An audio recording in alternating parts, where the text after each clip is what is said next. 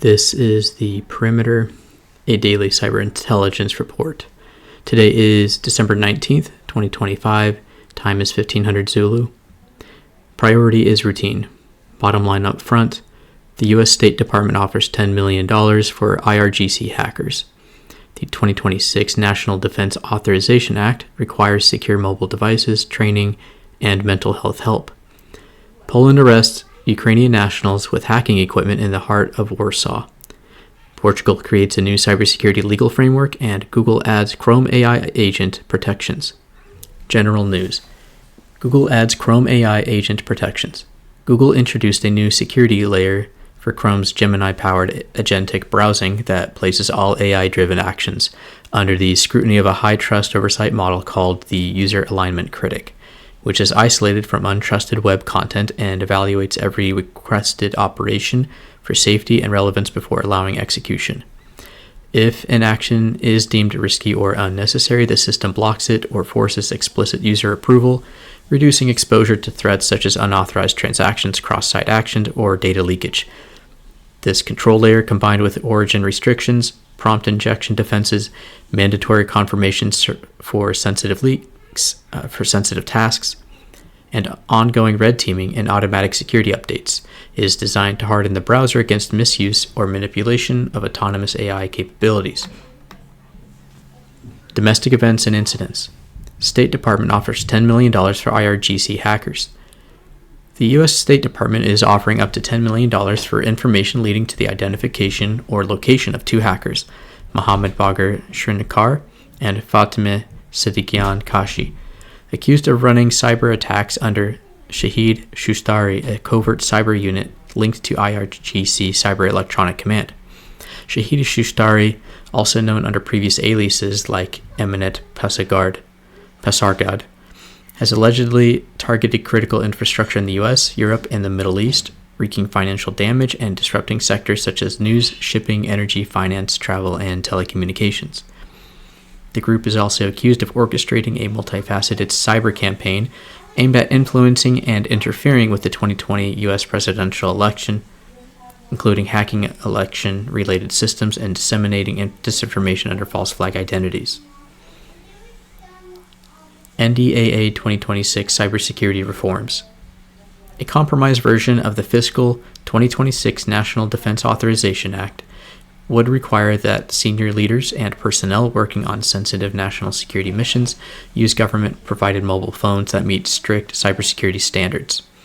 The bill also mandates updated cybersecurity training for both armed forces and civilian employees that explicitly addresses risks associated with the growing use of artificial intelligence. In addition, it directs the provision of mental health services to members of United States Cyber Command and the Cyber Mission Force, while reinforcing other cyber policy reforms such as harmonizing contractor cybersecurity requirements and setting guardrails on commercial spyware use. International events and incidents. Good faith law in Portugal. The government of Portugal published Decree No. 125/2025 on December 4th. This law revokes the country's previous cybersecurity legal framework. It establishes the National Center of Cybersecurity, or CNCS, as the National Cyber Authority. It creates sector-specific cyber regulators, special authorities for specific sectors, and sets obligations for organizations.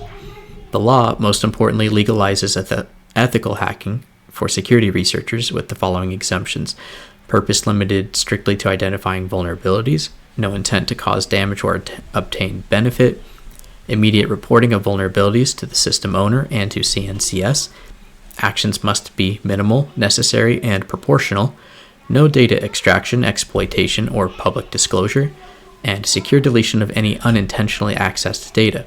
This law goes into force April 2026. Poland arrests 3 Ukrainians with hacking equipment. Polish police officers of the Intelligence and Patrol Department in the heart of downtown Warsaw performed a routine traffic stop and found 3 middle-aged Ukrainian men in a Toyota sedan with various hacking or offensive security equipment, such as a K-19 RFGS detection tool, an advanced flipper, antennas, laptops, SIM cards, routers, portable hard drives, and cameras. The men acted suspicious, saying they were quote-unquote IT specialists traveling to Lithuania and Europe. The police arrested them and will detain them for up to 3 months for investigation. No notable CVEs at this time. No watch list events at this time. Analyst comments. AI agent and LLM automation is continuing to be implemented in more and more workflows. The fear of prompt injection is still and will always be real. The UK's National Cybersecurity Centre published an article yesterday reminding everyone that prompt injection is the nature of the beast. This is not a manageable flaw like SQL injections. Prompt injections are subjective in nature and not objective, since LLMs cannot distinguish between trustworthy and non-trustworthy prompts. Companies that are implementing external safeguards relating to account monitoring for suspicious behavior may be trying to do something, but nothing can be done for the prompt injection itself. Portugal providing legal protection for security researchers and ethical hackers is a great move for the industry. This may be decades too late, but it's great to see others understand the good that is done by well-intentioned and ethical security researchers. Lastly, it'll be interesting to see if the Ukrainian nationals that the Polish police arrested are also Russian nationals. Ukraine and Poland have been strategically aligned, but public sentiment has soured over the past year or so.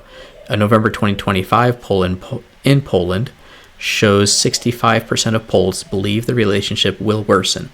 Another poll in Poland shows 56% expect Ukrainian refugees to go back after the war, and public fatigue for support for Ukraine is on the rise.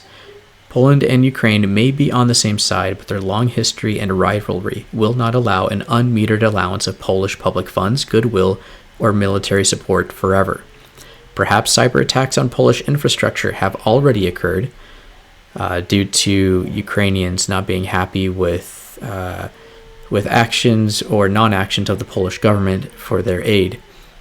But these stories did not hit the news cycle so as to keep pace with the Ukrainian relations. However, more of these stories may start to rise up as sentiments continue to wane. This is The Perimeter. God bless. Have a good day.